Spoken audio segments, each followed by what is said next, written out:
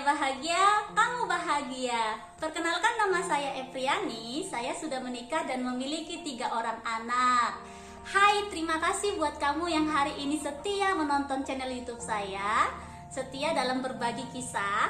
Lalu kemudian buat kamu yang hari ini baru pertama kali hadir, hai, salam kenal, dan please subscribe ya untuk boleh mendukung channel YouTube saya.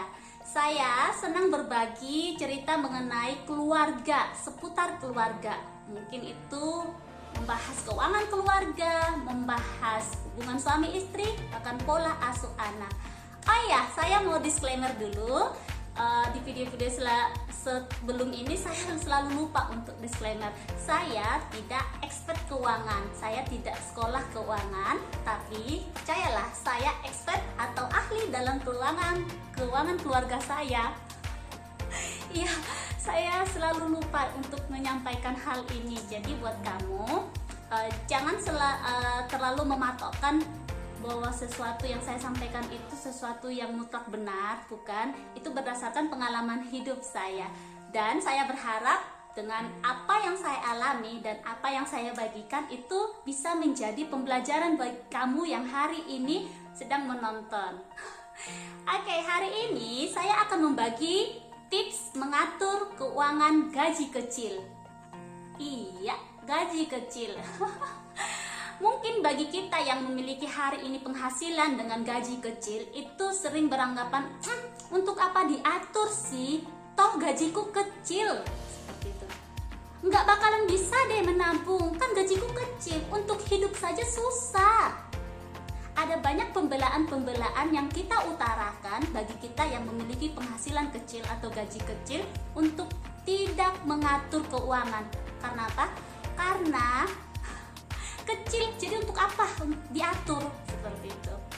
Oke, dari hal ini saya mau luruskan bahwa penghasilan kami yang kecil, ketika kami mengaturnya, maka itu saya percaya akan berdampak besar bagi hidup saya dan keluarga untuk kemudian hari.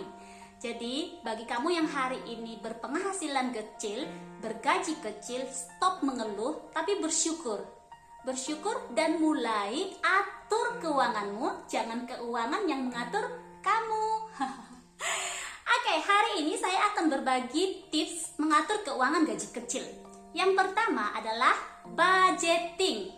Nah, di video saya sebelumnya, mengawali video ini, saya sudah mengatakan bahwa langkah pertama saya untuk mengatur keuangan, memperbaiki keuangan keluarga saya, yaitu dengan budgeting. Mencatat semua pengeluaran bulanan tanpa terlewatkan. Jadi sekecil apapun itu pengeluaran, baik itu cuma Rp1.000 misalnya, bahkan cuma untuk beli garam, itu dicatat secara konsisten.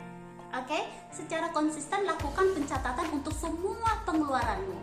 Lalu kemudian di langkah berikutnya, dari pembajetan itu coba deh kita alokasikan. Jadi alokasi dana pengeluaran yang normal dimiliki setiap orang menurut expert keuangan ya, yang saya dengar itu ada 5. Yang pertama itu utang, kedua itu living, ketiga itu saving, yang keempat paying, dan yang kelima donasi. Jadi coba alokasikan dari budgeting yang kamu buat ke 5 tahapan ini. Bagi kamu yang punya utang, coba tetap buat alokasi keuanganmu untuk membayari utang-utangmu. Jangan lari dari utang. Lalu kemudian tetap saya anjurkan untuk memiliki dana donasi dari penghasilan yang kamu miliki. Karena apa? Memberi itu indah. Oke, jadi ini adalah tips yang pertama, lakukan budgeting, lalu alokasikan setiap dana-dana yang kamu keluarkan ke 5 tahapan. Jika kamu punya utang 5 ya, tapi jika kamu tidak punya utang, berarti skip di utang, lalu maksimalkan di 4 pengeluaran ini. Oke, tips yang kedua adalah jangan terlalu memaksa. Oke, kesannya kok jangan terlalu memaksa. Bukannya ketika kita memang memiliki gaji yang kecil kita harus memaksa diri untuk bisa saving? Ya, betul. Kita harus memaksa diri untuk bisa memperbaiki kondisi keuangan kita. Yang saya maksud, jangan terlalu memaksa budgetingmu itu sama dengan budgetingnya si A. Misalnya kalau saya itu untuk dana living, untuk kehidupan itu 50% dari penghasilan dari gaji bulanan yang diterima. Kenapa 50%? Itu karena saya tinggal tidak bayar. Maksudnya saya memiliki tempat tinggal yang gratis untuk saya tinggali. Puji Tuhan banget. Jadi rumah saya gratis, listrik saya gratis, air juga gratis. Jadi kenapa dana living saya yang punya anak 3 itu cuma 50%?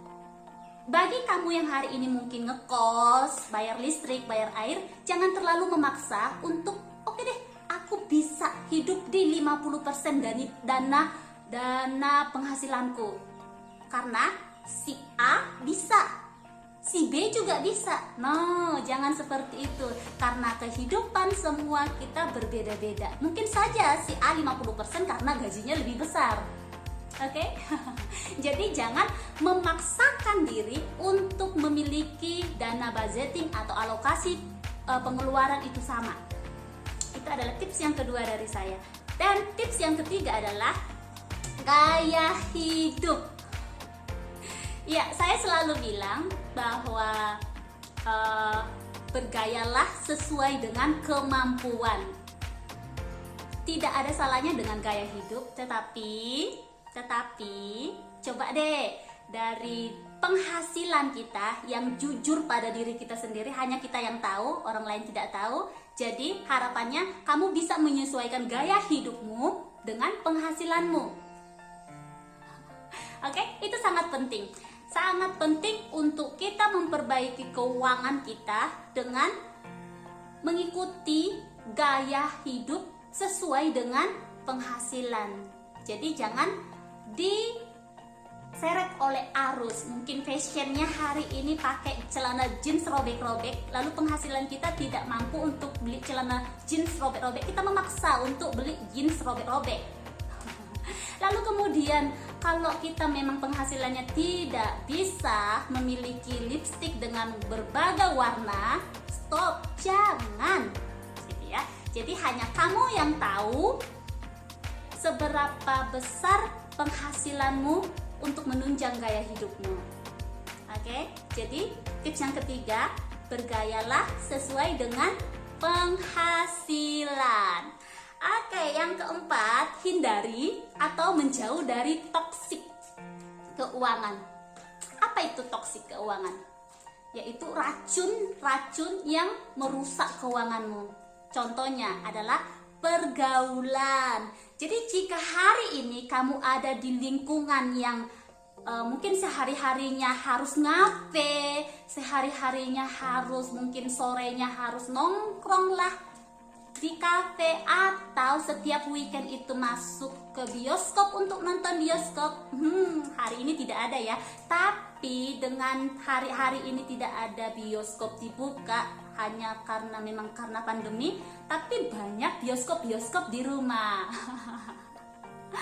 Yang kita juga terkuras di dalamnya. Jadi kalau misalnya kembali ke tips yang tadi, jangan bergaya di atas penghasilanmu, tapi sesuaikanlah gayamu dengan penghasilanmu. Dengan menjauhkan diri dari toksik keuangan, itu juga menyelamatkan keuanganmu. Mungkinkah itu pergaulan, gaya hidup? Jadi menjauh dari setiap toksik yang ada. Oke? Tips yang terakhir, yang kelima, ialah prinsip hidup. Untuk menangkal semua toksik-toksik tadi, kita harus memiliki prinsip hidup, ciri hidup, sesuatu yang khas yang harus kita miliki. Ketika kita ada di lingkup toksik pergaulan yang mungkin hari-hari ini tidak sesuai dengan penghasilan kita, kamu bisa lari dari toksik itu atau menjauh dari toksik itu. Bukan berarti bermusuhan dengan orang-orang itu, tapi kamu bisa menjauh dari toksik keuanganmu itu dengan prinsip. Oke? Jika kamu sudah mematenkan gaya hidup saya itu harus sesuai dengan penghasilan saya, maka miliki prinsip hidup untuk tetap hidup di dalam gaya itu gitu. Itu yang akan menyelamatkan kamu dari semua toksik pengeluaran. Miliki prinsip hidup. Oke, ini 5 tips dari saya untuk kamu yang hari ini susah dalam mengatur uang. Ingat, jangan uang yang mengaturmu, tapi kamulah yang harus mengatur uang. Oke, terima kasih buat semua yang sudah setia menonton. Harapannya tips ini berguna buat kamu ya. Mari sama-sama untuk menjalani hidup yang berbahagia.